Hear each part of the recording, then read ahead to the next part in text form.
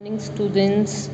तो हमारा जो चैप्टर चल रहा है परफेक्ट कंपटीशन, तो उसमें देख लेते हैं determination of long run equilibrium of the firm. तो लॉन्ग रन इक्विलिब्रियम में क्या होएगा, तो सभी चीज़ें हमारे पास बराबर हो जाएंगी। That is long run MC, MR, AR and minimum LAC। ठीक है। तो शॉर्ट पीरियड जो एक टाइम पीरियड होता है, जो हमने कल किया कि उसमें हमारे पास सुपर नॉर्मल प्रॉफिट्स भी हो सकते हैं, नॉर्मल प्रॉफिट्स भी हो सकते हैं, लॉस भी हो सकता है। लेकिन लॉन्ग रन में ऐसा नहीं होएगा। लॉन्ग रन में एक इक्विलिब्रियम आ जाता है, जहाँ पे क्या है कि एक तो सारी चीज़ें जो है बराबर होंगी, मिनिमम कॉस्ट होएगी, जो प्राइजेस भी है वो मिनिमम रहेंगे। ठीक है। और एक आउटपुट सेट हो चुका होएगा। लॉन्ग रन और शॉर्ट पीरियड में क्या फ़र्क है कि शॉर्ट पीरियड में एक फर्म अपने आप को एडजस्ट नहीं कर सकती, एग्जिट नहीं हो सकती है अगर लॉस हो रहा है। अगर सुपर नॉर्मल प्रॉफिट्स मिल रहे हैं तो और फर्म्स एंटर नहीं कर सकती। लेकिन लॉन्ग रन में क्या होता है कि एग्जिट एंड एंट्री दोनों ही पॉसिबल हैं in the perfect competition.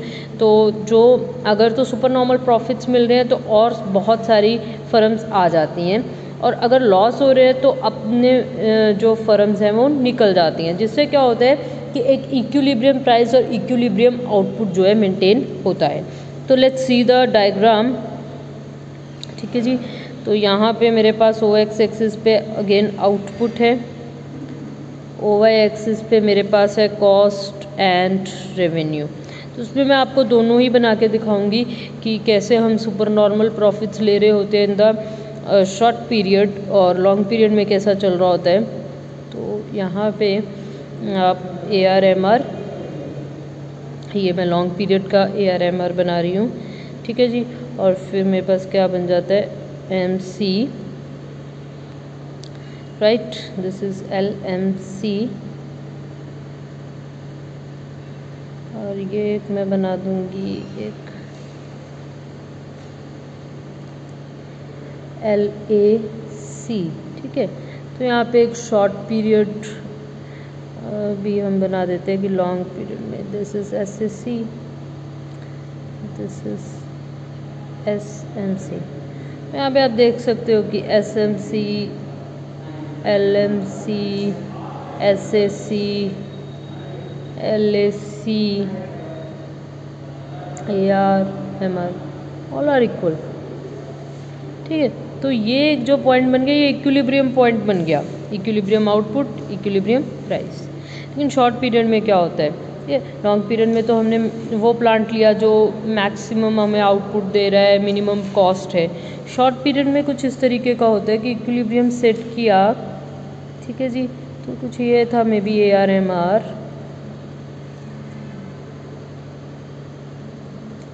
Right. तो यहाँ पे मैंने SMC बनाया, तो ये रहा इक्विलिब्रियम, तो ये रही कॉस्ट, तो ये क्या बना मेरे पास, सुपर नॉर्मल प्रॉफिट्स।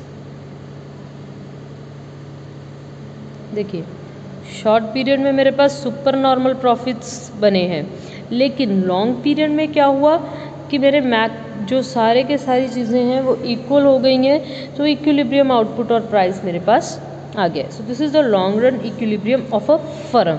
ठीक है। उसके बाद हम देखते हैं meaning of industry and it's equilibrium. तो जो ग्रुप ऑफ फर्म्स जब इकट्ठे हो जाते हैं तो हम उसको क्या कहते हैं, एक इंडस्ट्री कहते हैं। तो दो कंडीशंस है इक्विलिब्रियम की, पहले कांस्टेंट नंबर ऑफ फर्म्स, तो एंट्री और एग्जिट खत्म हो जानी चाहिए, कांस्टेंट नंबर ऑफ फर्म्स होएंगी। दूसरा इक्विलिब्रियम ऑफ फर्म्स जो है वो हमारे पास होनी चाहिए कि सारी फर्म्स इक्विलिब्रियम में हों। ठीक है। तो एक तो ये है कि फर्म्स जो है जितनी है उतनी ही रहे, ना कम हो ना ज़्यादा हो। दूसरा क्या है, सभी फर्म्स का इक्विलिब्रियम हो।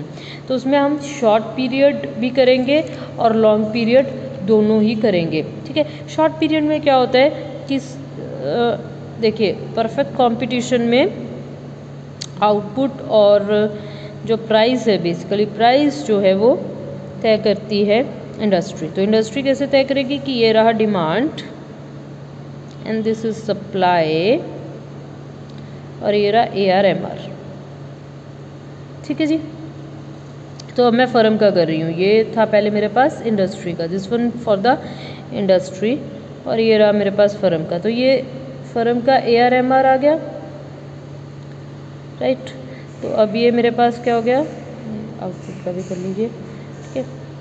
तो ये मेरे पास MC हो गया, ठीक है, इक्विलिब्रियम, और ये आ गया AC। तो यहाँ पे ये क्या बन गया मेरे पास, सुपर नॉर्मल प्रॉफिट्स। कि कोई ए फर्म है, उसी कोई फर्म ए है, उसी प्राइस पे क्या कर रही है, सुपर नॉर्मल प्रॉफिट्स मिल रहे हैं उसको, लेकिन ये शॉर्ट पीरियड में है, ठीक है। अब कोई फर्म है, ठीक है, तो सेम ही रहेगा, AR MR तो उतना है जितना उतना ही रहेगा। ये रहा इसका MC और ये रहा इसका AC, ठीक है। अब इसको क्या है, लॉस हो रहा है, ये है फर्म बी। मतलब शॉर्ट पीरियड में फर्म के अकॉर्डिंगली देखे किसी को लॉस भी हो सकता है, किसी को सुपर नॉर्मल प्रॉफिट्स भी मिल सकते हैं, ठीक है। इंडस्ट्री कहाँ पे इक्विलिब्रियम में आती है, जहाँ पे demand and supply both are equal to each other, ठीक है। तो ये शॉर्ट पीरियड में एक फर्म और इंडस्ट्री का ऐसा हो सकता है, ठीक है, कि firm could gain super normal profits or may be in the losses. अब सुपर नॉर्मल प्रॉफिट्स मिल रहे तो लॉन्ग रन में क्या होएगा, और सारी फर्म्स आ जाएंगी। लॉस है तो ये वाली फर्म लॉन्ग रन में एग्जिट कर जाएगी, तो फिर क्या होगा, नॉर्मल प्रॉफिट्स पे आ जाएंगे, राइट। अच्छा, इसमें ये भी हो सकता है कि कोई फर्म नॉर्मल प्रॉफिट्स ही कमा रही हो, ये भी एक पॉसिबिलिटी है यहाँ पे, कि कोई फर्म जो है, छोटी सी आपको डायग्राम बना के दिखा देती हूँ। सपोज AR MR वही है हमारे पास, this is MC and this is AC। अब ये कोई फर्म C है, उसको क्या मिल रहा है, उसी प्राइसेस पे नॉर्मल प्रॉफिट्स मिल रहे हैं, ठीक है।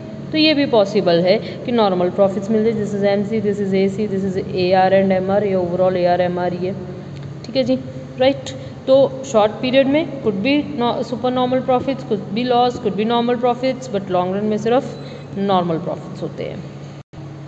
Now long run equilibrium of the industry, long run में कैसा इक्विलिब्रियम होता है इंडस्ट्री का, तो ये रहा डिमांड एंड सप्लाई, इंडस्ट्री का इक्विलिब्रियम यहाँ पे है, ठीक है। अब फर्म्स के लिए क्या है, फर्म्स के लिए देखिए AR MR, क्योंकि यहाँ पे एक फर्म क्या है, प्राइस टेकर है, प्राइस मेकर नहीं है। इंडस्ट्री जो है प्राइस मेकर है, क्योंकि इंडस्ट्री जो है सारी फर्म्स को रेगुलेट करने वाली है एक तरीके से, ठीक है। तो यहाँ पे क्या आ गया, MC, ये इक्विलिब्रियम पॉइंट, ये आ गया AC। अच्छा, ये आप इस तरीके से भी ले सकते हो, LAC, this is SAC, this is LMC, SMC, ठीक है। All are equal and they are in the equilibrium in case of the firm, right. तो ये हमारे पास बन गया long run equilibrium of the industry. अब देख लेते हैं long run equilibrium of industry and law of cost. Cost के लॉ हमारे पास 3 तरीके के होते हैं, constant cost, increasing cost, diminishing cost. तो पहले देखते हैं कांस्टेंट कॉस्ट, तो उसको भी हम देखेंगे with the help of an diagram. तो ये पहले मेरे पास एक डायग्राम बनेगी और एक ये बनेगी दूसरी, ठीक है। तो आप पहले जो स्टार्ट करना है वो करना है हमने इंडस्ट्री के थ्रू, ठीक है। इंडस्ट्री, ये रहा डिमांड और ये रहा सप्लाई। देखिए OX एक्सिस OY एक्सिस पे सेम ही हमारे पास चलेगा, आउटपुट एंड प्राइस। तो अब ये देखिए कि यहाँ पे ये रहा हमारा इक्विलिब्रियम पॉइंट। जो पहले हमारे पास ये था डिमांड, दिस वाज सप्लाई, और ये था इक्विलिब्रियम, ठीक है। तो ये एक इंडस्ट्री के लिए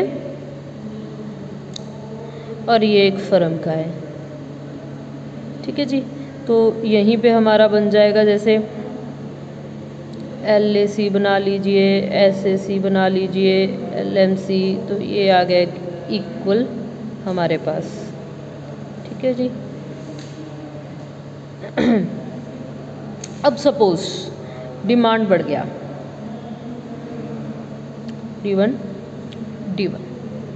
अब डिमांड बढ़ने से क्या हो गया, मेरे पास एकदम से सप्लाई तो नहीं बढ़ा, तो ये लीजिए AR MR जो है चेंज हो गया, AR is equal to MR जो है हमारे पास चेंज हो गया, प्राइसेस जो है OP से OP1 तक आ गए। But this is a short period scenario, this is not the long period scenario. Long period में क्या होएगा, लॉन्ग पीरियड में जितना हमारा डिमांड बढ़ा है उतना ही हमारा सप्लाई बढ़ जाएगा। देखिए ये बढ़ गया सप्लाई, सप्लाई को बढ़ता हुआ दिखाना है तो नीचे की तरफ दिखाना है, ठीक है जी।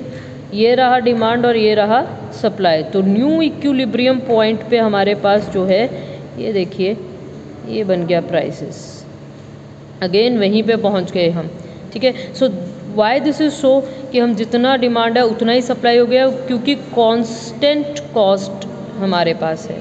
इंडस्ट्री में क्या है, कांस्टेंट कॉस्ट, राइट। नेक्स्ट हम देख लेते हैं long run equilibrium and in the increasing cost industry. तो कॉस्ट जो है अगर बढ़ रही है लगातार तो हमारे पास इक्विलिब्रियम कैसे आएगा। तो अगेन पहले इंडस्ट्री का देखेंगे,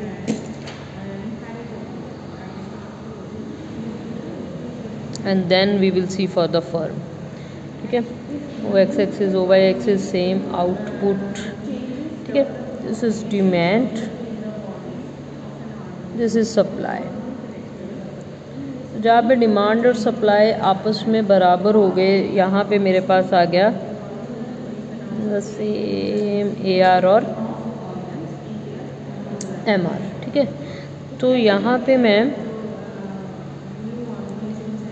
MC AC SAC, ठीक है, तो ये मैं कर सकती हूँ, ठीक है। But now in case of change in demand, अगर डिमांड मेरे पास बढ़ गया तो ये मेरे पास हो गया इक्विलिब्रियम, ठीक है। ये आ गया मेरे पास equilibrium, new equilibrium, right. Now this is a increasing cost industry. Now if we see, ठीक है, तो मेरे पास यहाँ पे प्राइसेस जो है वो चेंज हो गए। पहले OP प्राइस पे थे, now we come to the OP1, ठीक है ना। अब ये हम कहाँ पे कर रहे हैं, इंक्रीजिंग कॉस्ट इंडस्ट्री में, यानी कि जैसे जैसे प्रोडक्शन बढ़ रहा है कॉस्ट इंक्रीज हो रही है, डिमांड बढ़ा प्राइस भी बढ़ गया, ठीक है। अब सप्लाई बढ़ेगा लेकिन उतना नहीं बढ़ेगा जितना कि डिमांड बढ़ेगा। तो मेरे पास सप्लाई का जो है, डिमांड इतना बढ़ रहा है, सप्लाई लेकिन कम बढ़ेगा। This one is my supply. Now look at it, ये रहा मेरा new demand and this is my new supply. तो ये रहा मेरा इक्विलिब्रियम। जो नया प्राइस सेट होएगा, देखिए ये OP प्राइस से ज़्यादा है लेकिन OP1 से जो है वो कम है। यहाँ पे आप अगेन जो है LAC MAC वगैरह भी ले सकते हो, वो भी बना सकते हो, ठीक है। Now you can see this thing कि इंक्रीजिंग कॉस्ट में हमारे पास जितना डिमांड बढ़ा है उतना सप्लाई नहीं बढ़ेगा, because cost is increasing day by day. तो मेरे पास अल्टीमेटली दिस इज अगेन वही AC है, MC है, दिस AC एंड MC, ठीक है। क्योंकि हमारे पास सप्लाई उतना नहीं बढ़ रहा है इसलिए prices all time together long run में बढ़ जाएंगे। शॉर्ट रन में देखिए P1 तक चले गए, लॉन्ग रन में वो P2 तक चले गए। अब लास्ट वन मेरे पास आ जाता है डिक्रीजिंग कॉस्ट, ठीक है। अगेन हम पहले ये देखेंगे एंड इसके साथ हम देखेंगे ये वाली।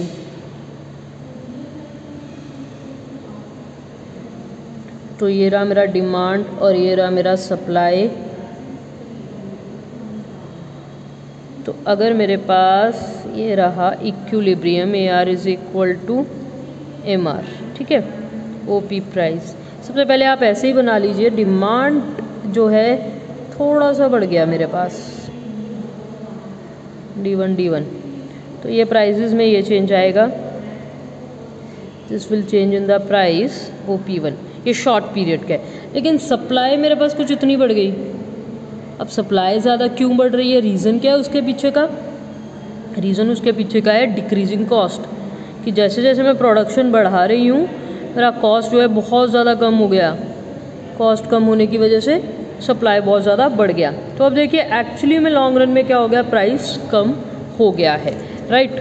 वैसे बढ़ रहा था, अब क्या हो गया, कम हो गया, ठीक है। तो आप यहाँ पे भी एक तो बनाएंगे AC MC, अकेला AC/MC से भी दिखा सकते हो आप, यहाँ पे भी आप एक AC और MC बनाएंगे, ठीक है, Q1 Q। तो पहले मेरे पास सप्लाई इतना था और डिमांड इतना था, ठीक है, तो मेरे पास ये पॉइंट था।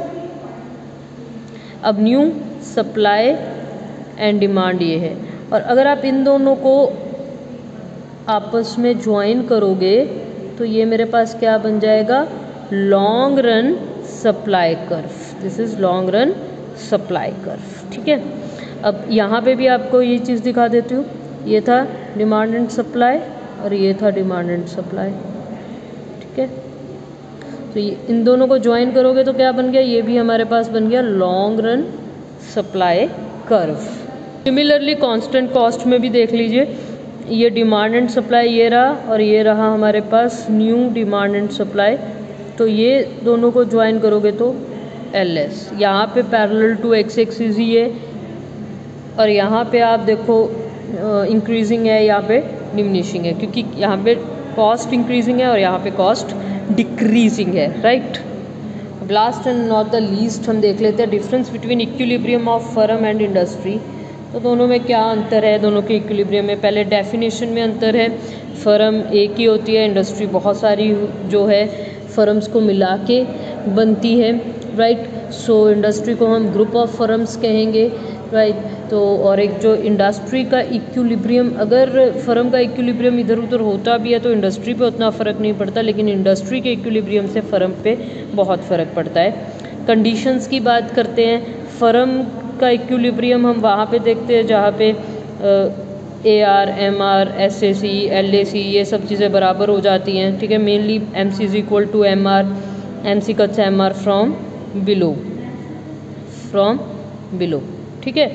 और एक इंडस्ट्री का डिमांड और सप्लाई, इंडस्ट्री के लिए डिमांड और सप्लाई आपस में बराबर हो जाते हैं, तो वहाँ पे हम लोग कहते हैं कि इक्विलिब्रियम है।